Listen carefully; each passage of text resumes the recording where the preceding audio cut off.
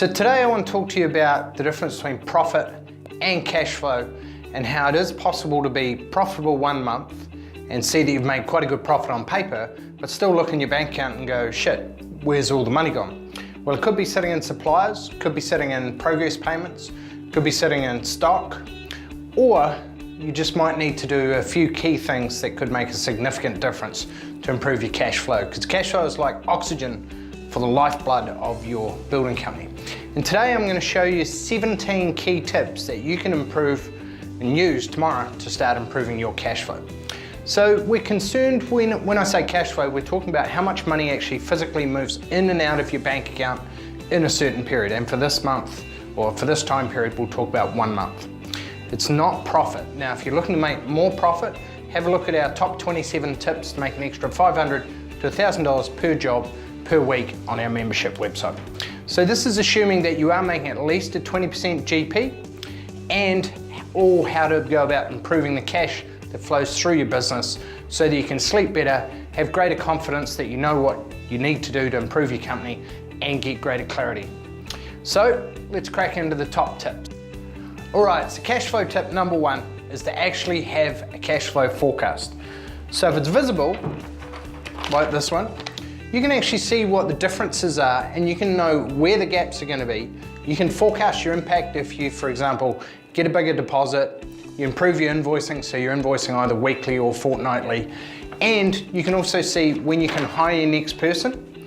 And it should really be kept as a living document so you know how much is actually flowing in and out of our bank account. Do we need to make any changes? Are we covering our overheads and making our desired profit each month? And are we making the right gross margin? Because gross margin is the #1 indicator of the health of your building company. So number 2, KPIs or key performance indicators. We need to know and show your numbers. It's not just one thing to actually know them. We need to have them nice and visible so you know how many leads you need to get each day, what the cash is that's flowing into your bank account, and how you can improve that. Because you can't manage it unless you actually measure it. So we've got a one-page dashboard that you can use, like when you're, flying a plane. You want to know how much petrol's in the tank, how far to the destination, what altitude are we flying at, and so it is with your business. We need to be able to look at a one-page dashboard to see how well you're performing.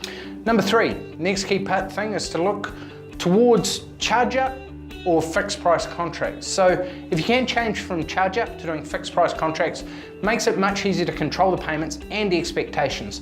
And typically, if you are doing a fixed price contract, you typically might make between 5 to 9% more for contractor's risk than if you were just doing cost plus margin.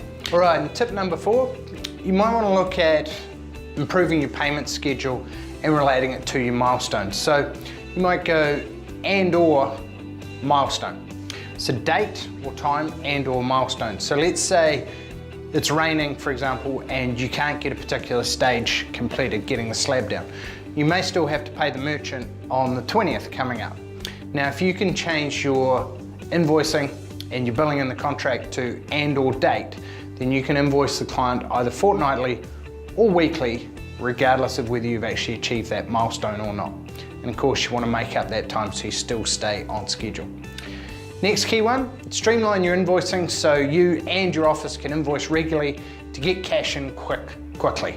Just like Tamati's one, where he has streamlined his invoicing process, got an exact step-by-step so any office person can carry that out. And if you're doing a smaller job, you might make it either weekly invoicing or at a minimum fortnightly invoicing. All right, and the next one, get as large a deposit as you're comfortable with. And you want to have it as much as possible so that you're cash flow positive as you go through the job. So some guidelines that some of our members use is they'll take 25% for jobs that are under 100K, and they'll take 20% for jobs that are under 200K. And then they might invoice on a regular straight line basis, 8 times 10%, and you want to get at least a minimum of a 15% deposit. This way you're able to pay your guys, pay the merchant, and you remain cash flow positive, and you're not having to run a float to fund those payments. Next key one, make sure your payment schedule is consistent. The clients are very aware of it, and they know that every fortnight on the 15th and the 13th, there'll be an invoice coming through to them. Next key strategy, you can look at front loading or stacking your payments using a sliding scale so that you are cash flow positive through the job. So you might go 20%, 15%, 10%, and then the final payments may be as small as 5%. And I've actually seen quite a few members who want to reduce their risk and their cash flow, and some of them have got their final payments down to 2 and 1%. But it's, again, you do what's best for your business. Next key strategy, you can actually add an extra time-based payment between milestones if they're likely to be more than 2 weeks apart. This also means that the size of the payments becomes smaller, so your risk becomes much less. Next key tip, have a look at the business model that you're actually running. So you might consider going to fully subcontracted builders, and it can be a little bit harder to get those kind of guys in this particular climate, but plenty of guys are still actually doing labor-only work because they're not comfortable with the marketing, the sales, and the quoting to win the jobs. And just like with other sub-trades like plumbers and sparkies that actually give you a fixed price quote, to do that, you can actually get teams of builders to quote a fixed price and then pay them in line with when you receive your progress payments and or the milestones that allow that cash to flow into your account and then back out to them, and the margin obviously goes to you. Next key tip, order on the first of the month or in that first week from your suppliers to maximize the credit so that you're getting at least an extra 50 days to pay. Next one, this comes from one of our members, Brent. He uses a credit card to pay his suppliers, especially his merchant, so you can have a conversation with them, and that actually gives him an extra 30 days credit on top of his previous 50 days. So then obviously pay your credit card off before you get those big whopping, great big huge interest payments. And you can get like an Amex Platinum card that's got a 100K limit on it, and use this strategy like Brent does to get a free round the world trip each year through the points and extra credit. So pretty simple and great strategy that you can use there. Next key one, variations. So you want to make sure that your foreman and your builders know the scope of works and the contract, and whatever you've tagged out becomes a variation, and what actually constitutes a variation. So make sure you've got a good process for capturing it, use the checklists available, and then ensure that you invoice the clients as the variations are actually carried out in each particular week. So when you have your weekly meeting with your clients and running through your weekly analysis of what's actually been done, you can show them the different variations, what the prices are, and the guy's site logs, so that the client feels comfortable and they're not getting a big bill at the end of their job. Next key one, charge an admin fee for any variations that are not proceeded with, and you might charge a minimum of say $200. Make sure you put this in your contract because you're still going to spend time running around talking to the merchant, talking to subbies and so forth.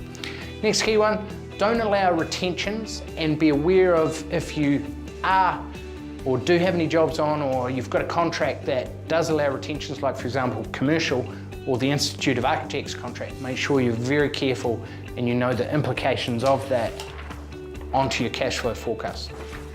Next one, ensure that you control work in progress to ensure that you guys hit the stage milestones to make sure that the milestone gets hit, the client makes their progress payments on time, and that we're aware of the milestones and the guys are aware on site of the daily milestones that need to be done, and the toolbox meeting actually conveys that. And we need to apply the strategies that you think will help to improve your cash flow. Download the documents that we've got available, go through the checklist, have a look at the webinar online, and here's to seeing you put more money into your back pocket.